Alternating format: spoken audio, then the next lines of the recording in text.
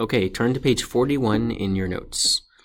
We've learned that particles, lots of different terms for these particles, lots of classifications, categorizations.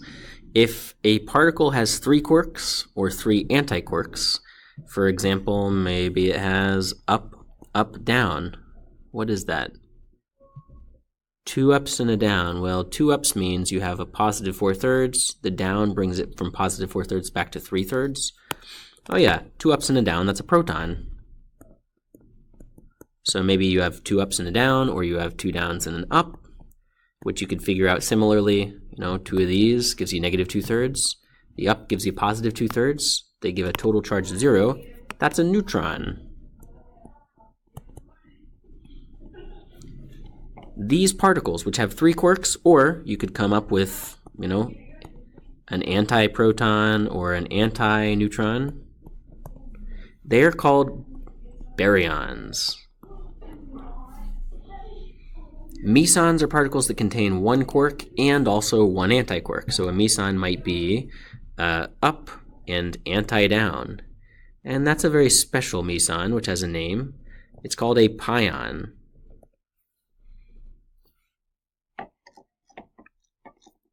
Take a look at number 7. We said that if you take a particle, a matter particle, and its exact antimatter counterpart, so for example, up and anti-up, and you collide them together, you let them interact, what happens? Their mass is converted into energy. Specifically, the energy is carried away by 2 photons. But why are those photons produced? What law of physics would we violate without the photons? Well, we're converting mass into energy, but the total mass energy stays the same. So let's say there is a law of conservation, stays the same, of mass energy. That's what's conserved. The total mass energy stays the same. You can change from mass into energy and vice versa, but the total amount has to be constant. Earlier we suggested there are these particles called mesons, which have a quark and an antiquark. So let's make up some mesons. Maybe you have a meson containing up and anti-up. Or maybe you have a meson containing up and anti-down. This meson is incredibly unstable. These mesons, in fact, they have a special name. These do too. They are called pions or pi mesons.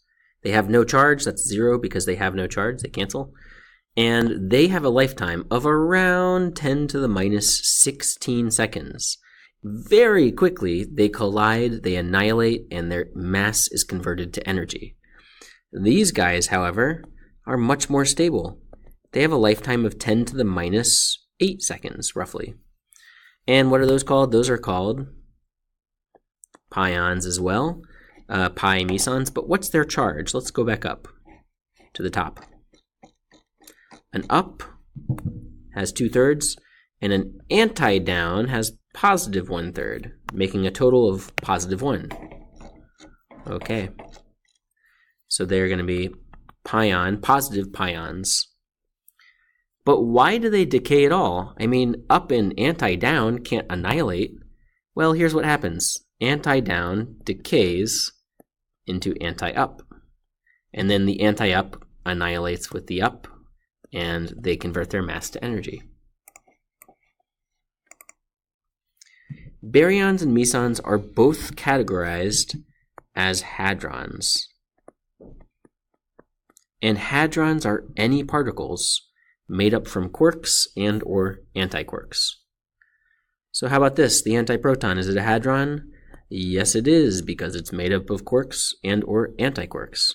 The antineutron, yes, it is. Oh, wait, baryon, oh, they're trying to trick us. It is still a baryon, though, right? Because a baryon just means it has 3 quarks or 3 antiquarks. Does every particle that's a meson also qualify as a hadron? Oh, hang on, let me think about that. Mesons have a quark and an antiquark. Hadrons are anything coming from quarks or antiquarks. So yes, The first question has an answer. Yes. Does every particle that qualifies as a baryon also count as a hadron? A baryon is 3 quarks or 3 antiquarks. So let's see. These are both made from quarks and antiquarks, so yes, they qualify as a hadron.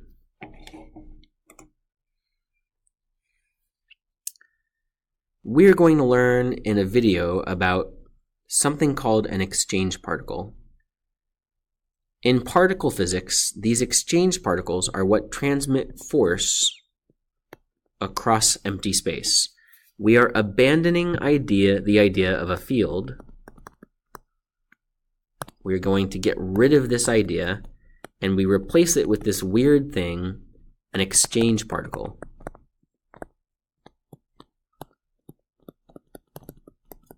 And why do we do this? This is kind of puzzling. When we think about force as being transmitted via exchange particles, we come up with a model of physics that is incredibly accurate. So some people say that they're just virtual particles, they don't actually exist. And in many ways that is true. These exchange particles, they're really more of a math trick. You know, they're not real actual things. There aren't true particles in a sense. They're just kind of how we represent the math. So virtual particles, they don't obey the laws of physics. They can go faster than the speed of light. They're not real entities, right? So think of them as a way to represent the force. And a nice analogy, if you think about a person on roller skates with a ball, and they throw the ball to a friend who's also on roller skates. This person throws the ball, and she gets pushed backwards because of that exchange particle. Whoops, I mean because of the ball. And this person catches the ball and goes forwards as a result of the catch. This is not what an exchange particle is. Balls are real. Exchange particles are not real. They're virtual. It's just a way to think about it.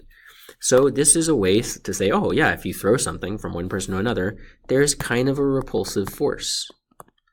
And by contrast, if you have a person here, if you go down to Australia, mate, and you throw a boomerang,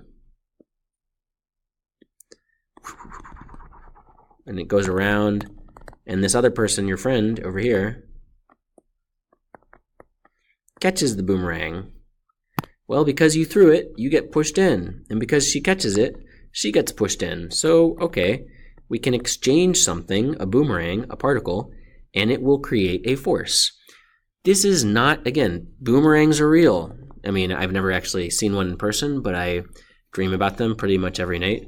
So boomerangs are real. They're actual things, entities. Virtual particles are not. This is just an analogy. It's a way to remember kind of what's happening.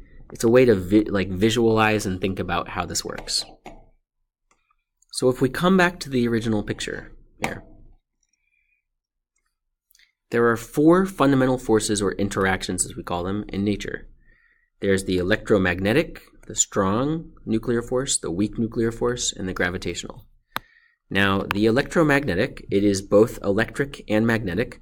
They turn out to be kind of 2 sides of the same coin, and we can't really understand that until we look at Einstein's theory of special relativity, but we don't do that, so just kind of trust, well, you know, light is electric and magnetic, so clearly there's some sort of interaction between the two. They are, in a sense, the same thing, right?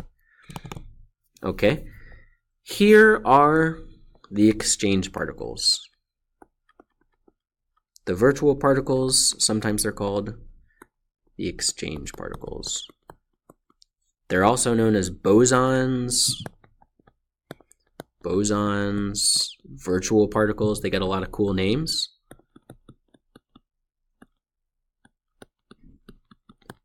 What are they really? They're just boomerangs, mate. Okay, so here they are. The electromagnetic force is mediated that force is generated by the exchange of photons. The strong nuclear force is exchanged by something called gluons. The weak nuclear force has 3 different exchange particles. This one has a charge of, let's fix this. The charge is +1 times the elementary charge.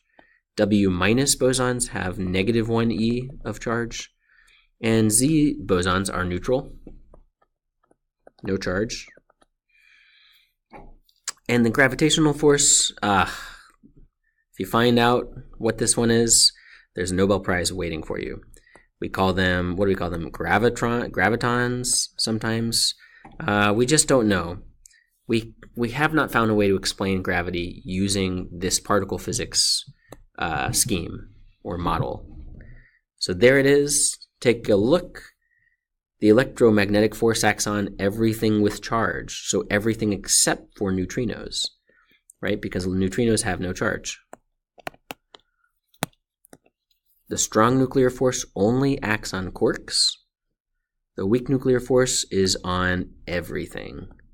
And by the way, all of this applies to antimatter. Same rules for antimatter. So the weak, that's the most powerful. Gravitational force, again, we know it acts on anything with mass, but we don't really know how this fits in with nuclear physics.